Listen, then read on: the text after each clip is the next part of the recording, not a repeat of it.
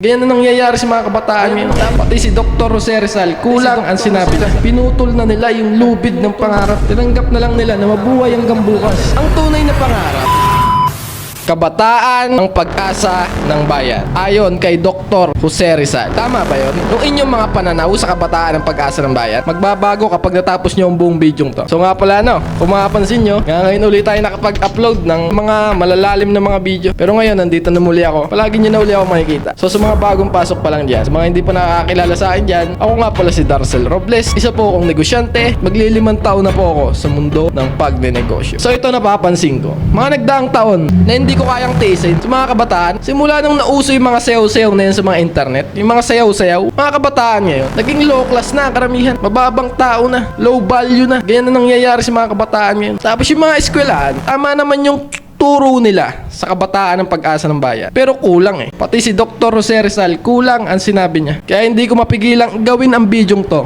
ang vlog na to. Kasi gusto kong may mabago sa inyo. Ihanda, lawakan po ang pag-iisip. Tutok nyo yung speaker. Ilapit nyo yung speaker sa mga tenga nyo. Magbabago ang pananaw nyo. Pagkakaunawa nyo sa katagang sinabi ni Dr. Jose Rizal na kabataan ang pag-asa ng bayan. Kulang ang sinabi ni Dr. Jose Rizal Tama lang siya ng 50%. Hindi niya lang nasabi na kabataang nagnenegosyo ang pag-asa ng bayan. At hindi lang na-explain ni Jose Rizal, kahit anong edad mo, basta hindi ka tumitigil mag-aral, magtuklas ng bago, mag-explore ng bago, bata ka pa din. Hindi sa edad yung bata. Yung sinasabi niyang kabataan, ang ibig sabihin nun, para sa akin yung innovative. Diba mga bata, malikot ang isip? Innovative. Kahit matanda ka pa, kahit anong edad mo, basta innovative ka pa rin na magtuklas ng bago, mag-explore ng bago.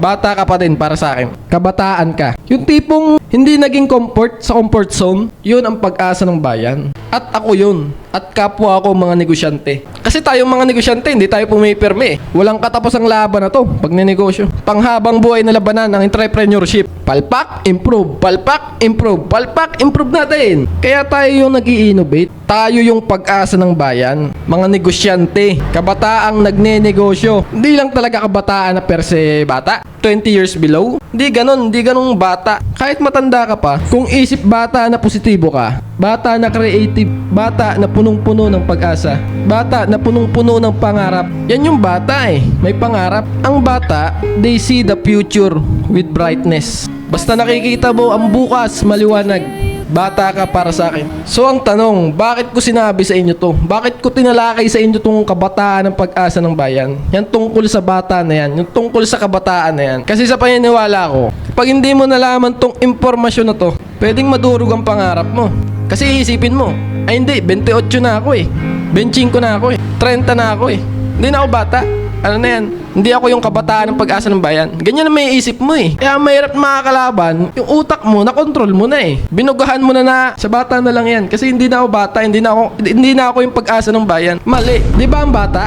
Tanungin mo, anong pangarap ang gusto mo? Tanungin mo, gusto ko pong maging doktor. Di ba ganyan ang mga sagot nila? Yung mga 40 above, tanungin mo. Pangarap ko po makakain 3 beses sa isang araw. Yun ang pangarap nila. Magkalayo yun. Walang masama sa pangarap na makakain ng 3 beses sa isang araw. Pero tignan nyo yung diferensya niya. Pangarap na doktor, saka pangarap na 3 beses makakain sa isang araw. Bata siya, pangarap niya maging doktor. Suntok sa buwan yun. Pero yung matanda na ang pangarap may makakain 3 beses sa araw, doable yun. Hindi na dapat pinapangarap yun.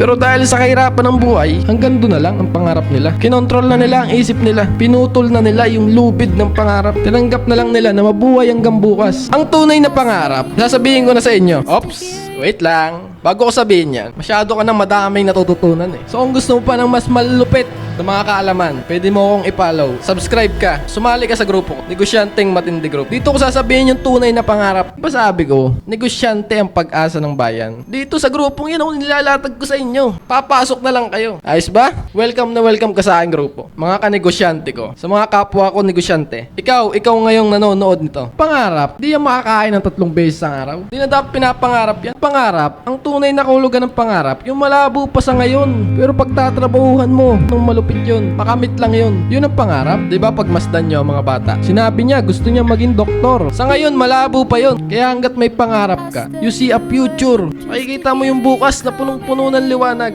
Excited ka mangyayari bukas, sa isang araw, sa isang taon, next 5 years, next 10 years. Para sa akin, bata ka. Ikaw yung kabataan. Kaya itatak nyo ngayon sa isipan nyo. Ngayong napanood nyo na to, huwag ka malulungkot.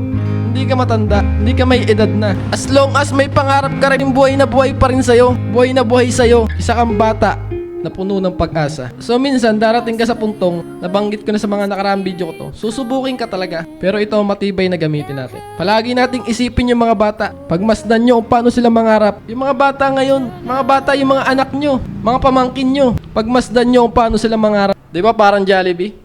Punong-puno ng saya. Ganyan ang mga bata. Kaya sarap isipin eh. They see a future with brightness. Punong-puno ng liwanag. Excited sila lagi sa bukas. Maabot lang nila yung mga pangarap nilang doktor, kung ano man. Yung ganong pag-uutak, yung ganong mga bata, i-apply nyo sa sarili nyo. Ayos ba? Sangapir naman dyan. Saludo ako sa'yo. So nga pala, wag nyo kakalimutan, ang nasa likod ko, kitang-kita naman, oh. Yun, oh. Ang Mr. Cha Gym Republic. Ito ang isa sa pinakamasarap kapartner ng iyong mga pangarap, ng iyong mga maliliwanag na bukas. Kasi pag nag-exercise ka, lumalabas yung mga happy hormones mo eh. Nabuboost niya eh. Malupit. Basta matindi, basta malupit. Dito lang to sa may barangay Ibabaw, Cuenca, Batangas. Along the National Highway lang. Hindi na kayo maglalakad. Pagkababa nyo pa lang, makikita nyo agad ang Mr. Cha Gym Republic. At alam ko na gustuhan mo ang video to. Comment ka naman kung anong nararamdaman mo ngayong natapos mo ang video. Comment mo dyan sa baba. I-share mo na din ang video to para hindi lang ikaw yung nakakapanood ng mga gantong video. Huwag kang maging selfish. Paabot mo yung mga kaalaman sa iba. Iwanin mo din ako ng like, heart react. Mahalin dyan. Okay na. At ako'y magpapaalam na muna. Ako pumuli, si Darcel Robles na mag-iiwan sa inyo ng katagang ang tamad. Wag na wag mong papakainin. Ciao, bye!